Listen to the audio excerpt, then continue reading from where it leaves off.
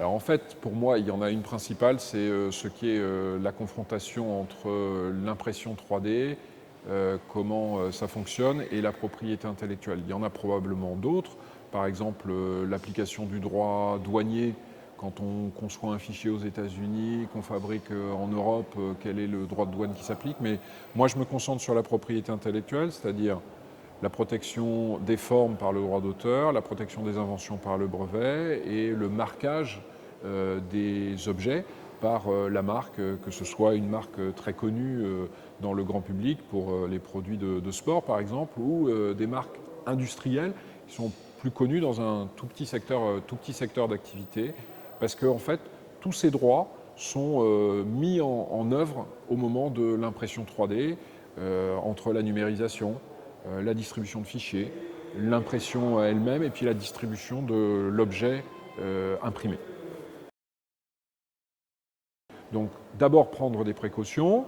Quand on vous demande d'imprimer une pièce en 3D, interrogez-vous, d'où vient la pièce? Est-ce que le fabricant d'origine est bien d'accord? Bon, quelques principes essentiels.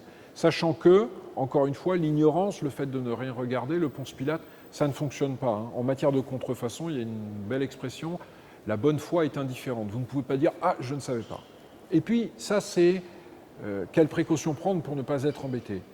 Je pense qu'il y a aussi des stratégies de valorisation, c'est-à-dire pour gagner de l'argent avec de la création. Un exemple, une PME met au point une invention super, qui repose sur des pièces mécaniques, par exemple.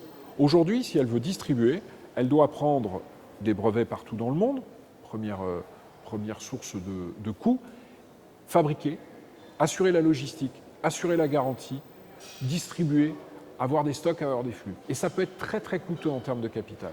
Pourquoi ne pas imaginer, comme on a des franchises de commercialisation, une forme de franchise de fabrication? Je mets à disposition de qui veut mes fichiers de fabrication 3D, et si vous les utilisez à titre commercial pour fabriquer des machines couvertes par le brevet, eh bien vous me paierez des redevances. C'est aussi très bon pour l'environnement, puisque ça limite la logistique.